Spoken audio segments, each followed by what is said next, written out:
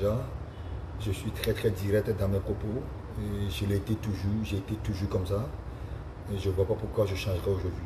Donc c'est pour vous parler de ma sélection, de notre sélection, de notre pays. Et voilà. Bon, je tiens aussi, je profite de l'occasion aussi pour dire un grand merci à la CAF. La CAF, ils m'ont invité pour la CAN. J'ai regardé 3-4 matchs à la CAN au Cameroun. J'ai navigué un peu plus entre Douala et Yaoundé. Des matchs extraordinaires, des vrais matchs. C'est une fête continentale. Donc écoute, j'étais très ébloui d'avoir pu participer à la CAN. C'est vrai que j'ai eu la chance de faire 5 CAN dans ma vie, mais 5 CAN en tant qu'acteur ou en tant que joueur ou capitaine de la sélection togolaise du football d'une chambre.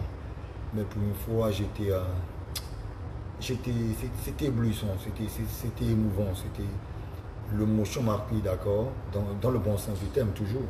Parce que je pense que la CAN c'est quelque chose d'extraordinaire, c'est une fête en Afrique. Aujourd'hui je vais aller droit au but, je vais vous parler tout sincèrement de ce que je ressens. Et ça vient de cœur. Après on doit laisser, je ne perds rien, je ne gagne rien. Et en sachant très bien que c'est le Togo qui perd. Donc voilà, maintenant je pense qu'on a regardé la CAN. On connaît le pays qui a eu la chance de gagner la CAN, c'est le Sénégal. Le Sénégal, c'est un bon pays, ça fait partie du meilleur sur notre continent. Et si le Sénégal a pu gagner la CAN, c'est parce que c'est un pays solidaire, c'est un pays... bon, j'étais là-bas, j'étais à la CAN, j'ai pas eu la chance de regarder un match des Sénégalais, mais j'ai regardé le match le Togo contre le Sénégal il y a quelques mois, de cela à Lomé. Et j'ai senti la solidarité entre les joueurs et le staff et la fédération. Et surtout les anciens joueurs, d'accord. Nous, on ne veut rien gagner aujourd'hui, mais on aimerait bien que le Togo, notre cher pays, se qualifie de nouveau à la CAN. Avant, c'était, comment dirais-je, c'était une CAN de 16 pays sur le continent. Et Togo se qualifiait une fois tous les 2 CAN. Maintenant qu'on a la chance que la CAN c'est à 24 équipes, presque la moitié du continent, on ne se qualifie pas. Je trouve ça un peu dommage, je trouve ça pas normal. D'autant plus que le Togo, aujourd'hui on parle du Maroc, on parle de l'Algérie, on parle de tout ce qui est Malawi, Burkina Faso. Je pense que le Togo, on a eu nos moments de gloire. Donc on peut toutefois le faire revenir. Mais en sachant très bien qu'on avait, si on a envie de le faire, c'est primordial, c'est très important. Pour le Togo de se retrouver à la CAN 2023, on vient de louper la CAN 2019 qui se jouait dans l'an 2021 au Cameroun. Togo se fait éliminer. Maintenant on a la CAN 2023 qui est encore une fois à côté de chez nous. Chez les pays, bon, on peut dire voisins, hein, parce que bon, entre le Togo, il n'y a que le Ghana qui est entre le Togo et la Côte d'Ivoire. Donc je ne vois pas pourquoi le Togo pourra pas, ou le Togo ne veut pas se qualifier pour la CAN 2023. Les joueurs, franchement, c'est vrai qu'en ce moment, à part Jane Fodo là-bas, il nous manque quelques joueurs clés. C'est vrai, certes, je reconnais.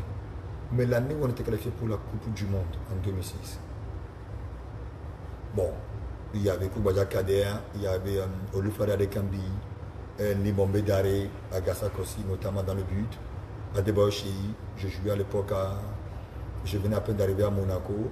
Donc voilà, on n'avait pas une grande équipe non plus. Mais on avait envie d'avancer, on avait envie de faire quelque chose. Un lien se créait. Et c'était une famille. C'était une famille, on était prêts pour les uns et les autres, d'accord. On était prêts à tout pour la famille. On était prêts à tout pour le pays parce qu'on voulait à tout prix que le Togo se qualifie pour la CAN ou le Togo aille loin dans les éliminatoires ou le Togo. C'est là où c'était notre force, l'état d'esprit, l'enthousiasme, l'envie. Et aujourd'hui, je pense que on se retrouve de haut mieux. On n'a plus envie de faire quelque chose de bien. On a peur de parler. Maintenant, je vais parler aux journalistes. Vous savez très bien que vous avez une équipe très jeune. Maintenant, à quoi bon ça sert de tirer sur eux?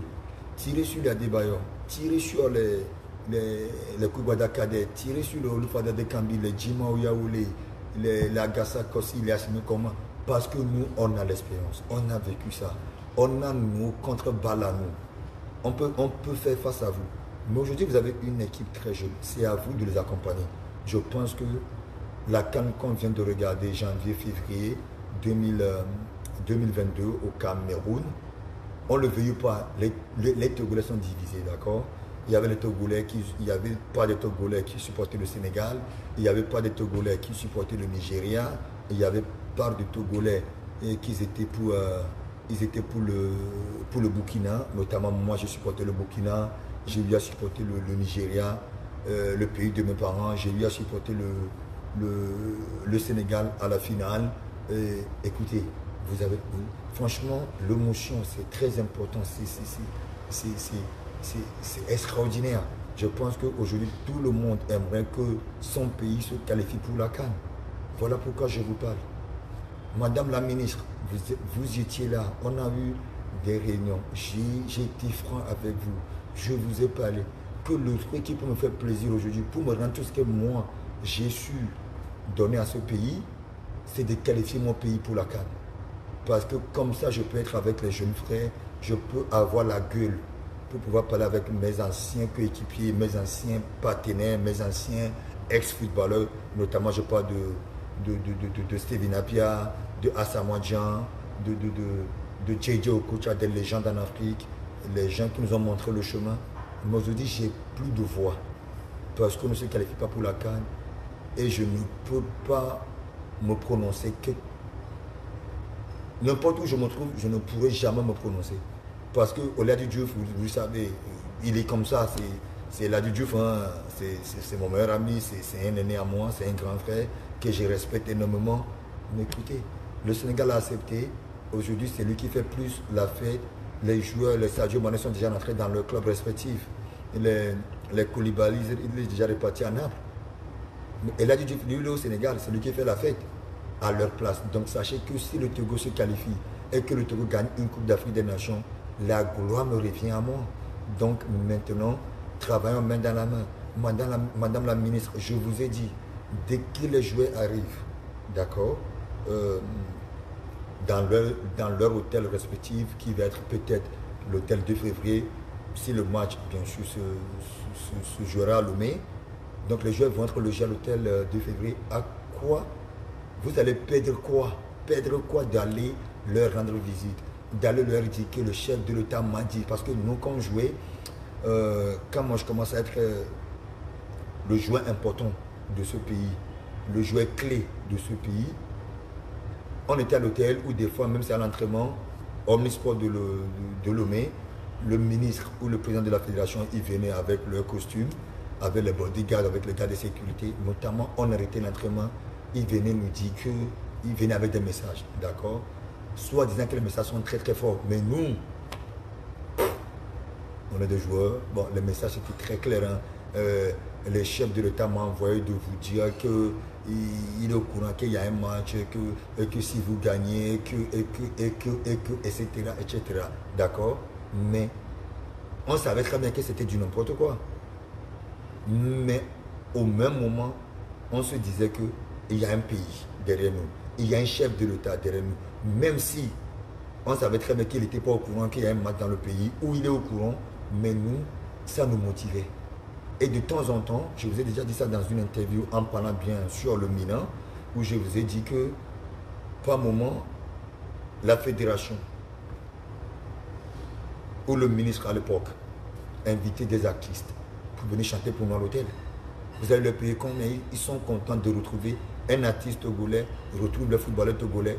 Franchement, pour moi, c'est juste beau, c'est juste extraordinaire. Il va chanter, il va être content, il va prendre des photos avec les joueurs prendront des photos avec eux, et puis voilà, et on retrouve l'ambiance. Et maintenant, je demanderai aussi à tous les supporters, comme vous l'avez fait pour nous, notre temps, c'est vrai que parce que nous on avait envie, nous on vous poussait, moi je donnais de l'argent, je donnais de l'argent pour faire des messes, je donnais de l'argent à l'église, j'envoyais des gens dans des mosquées, tout ce qui est zongo et tout ça, pour prier pour qu'on gagne, même si les joueurs ne le font plus aujourd'hui. Et j'en suis sûr et convaincu qu'il y en a qui le font, c'est normal.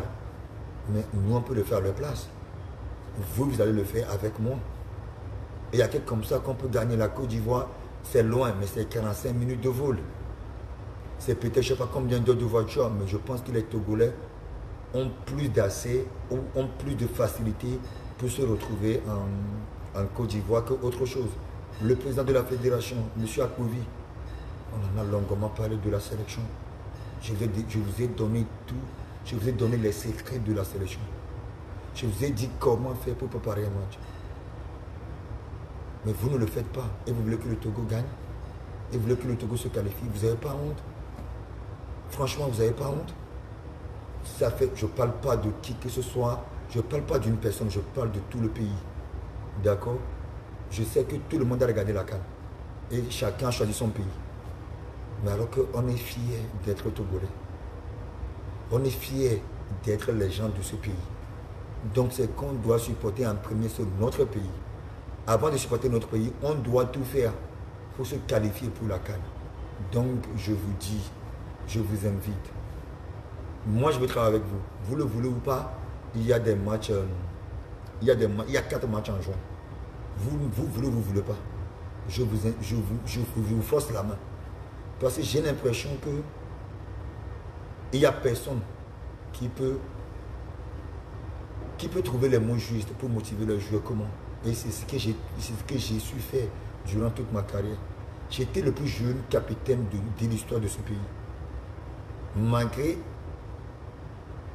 mon âge, je dirigeais déjà mes grands frères. Je le disais ce qu'il faut faire. À quel moment il faut préparer le match. Qu'est-ce qu'il fallait manger avant le match. À quel homme parle pour le stade. C'est moi qui donnais le ton. C'est moi qui donnais le signal. Aujourd'hui, il n'y a plus personne et vous voulez vous qualifier. Franchement. Et je vais dans les vestiaires. On me dit de ne pas aller dans les vestiaires. Je veux soutenir mon équipe. On m'interdit de soutenir mon équipe. Alors que vous n'avez pas investi dans le football togolais. Comment? J'ai donné ma vie. J'ai failli mourir pas une fois, pas 2 fois, à plusieurs reprises pour ce pays. On mettait la main dans la porte. On mettait la main. On faisait tout ce qui était de nos pouvoirs pour pouvoir gagner un match. Aujourd'hui, vous faites quoi? Vous faites quoi? Dites-moi, franchement. Donc les gars, je suis là. Franchement, je ne suis pas du tout énervé. Je vais essayer de prendre encore rendez-vous avec la ministre de la Jeunesse et des Sports. Je vais essayer d'appeler Akpovi. Monsieur Akpovi, excusez-moi. Monsieur Akpovi, le président de la fédération. On va discuter, on va parler. D'accord? Si le Togo ne se qualifie pas pour la CAN, et là vous allez reconnaître le chéri que vous avez connu dans l'année 2002, 2003, 2004, 2005, 2006, 2007. J'ai eu des problèmes avec tous mes clubs. J'ai fait ma carrière dans ma bouche parce que j'avais une grande gueule. J'ai fait ma carrière dans la bouche parce que j'avais une très très grande gueule. Je disais ce qu'il fallait dire. Et je n'avais pas peur de qui que ce soit. Et je n'aurais jamais peur de qui que ce soit. Donc, désormais, vous avez fait venir un entraîneur. Vous avez chassé ou renvoyé, notamment une légende qui a tellement fait pour ce pays, Agassa Koshi, qui était devenu l'entraîneur des gardiens. Si Claude Leroy, quelqu'un que je respecte énormément, on se parle beaucoup d'ailleurs, et jusqu'à présent on a gardé le contact, si lui, il a pris Agassa Koshi, il savait très bien qu'Agassa Koshi n'avait pas de diplôme nécessaire, mais il a pris en tant que gardien, en tant qu'entraîneur des gardiens de la sélection togolaise du football, c'est parce qu'il en sait beaucoup de choses. Maintenant, le nouveau entraîneur ou la fédération ont trouvé qu'ils n'ont plus besoin d'Agassa. Il n'y a pas de problème. Ça ne me dérange pas du tout. Mais si vous n'avez pas besoin d'Agassa et vous n'avez pas besoin des anciens joueurs, mais faites en sorte que le pays se qualifie. Vous avez, on a une équipe magnifique, d'accord, une équipe très très jeune. Mais on a juste besoin de quelqu'un, un motivateur. Quelqu'un qui a vécu ce qu'eux, ils n'ont pas encore vécu. Quelqu'un qui a fait ce qu'eux, ils n'ont pas encore fait. Pour leur montrer le chemin. Pour leur dire ce qu'il faut faire. Pour leur dire comment préparer un match. Pour leur dire à quelle heure dormir. pour leur dire à quelle heure se réveiller, pour leur dire à quelle heure on part à l'entraînement, pour leur dire ce qu'il fallait manger juste avant un match. Vous me voyez, vous, chaque fois, oui, il fait ça, il fait ça. Oui, je le fais. Et je suis fier de ce que je fais aujourd'hui parce que j'ai travaillé dur pour en arriver là où je suis. Tout ce que vous voyez aujourd'hui, je faisais tout ça avant. Je faisais tout ça durant ou pendant ma carrière. Vous le voyez maintenant, c'est parce qu'il y a beaucoup de... Il y a assez, vous avez tous assez, où il y a des réseaux sociaux aujourd'hui, tout ce qui est, quand on parle de réseaux sociaux, on parle de notamment Facebook, Instagram, aujourd'hui il y a Snapchat, il y a TikTok, et vous voyez les vidéos. Mais vous croyez que quand j'ai joué à l'époque, je n'étais pas comme ça? Vous croyez que du jour au lendemain, je suis devenu fou? J'étais toujours comme ça. Et j'ai fait ma carrière basée là-dessus. Donc laissez la personne que je suis et demandez-moi comment je pourrais vous accompagner. Demandez-moi comment je pourrais vous aider pour que le Togo ou le football togolais retrouve le sourire. J'en suis capable de le faire juste avec ma bouche, juste avec ma parole, juste avec mes paroles, parce que je sais comment séduire un joueur. J'ai été dans la classe des grands entraîneurs. José Mourinho, Arsène Wenger, Roberto Mancini, Harry Redknapp, paix à son âme, Stéphane Keshi. J'ai connu j'ai joué avec et j'ai joué contre tous les meilleurs joueurs de toutes les générations. J'ai joué contre l'ancien Ronaldo le Brésilien, j'ai joué contre Zinedine Zidane, j'ai joué contre Roberto Carlos, j'ai joué avec Cristiano Ronaldo, j'ai joué avec Thierry Henry.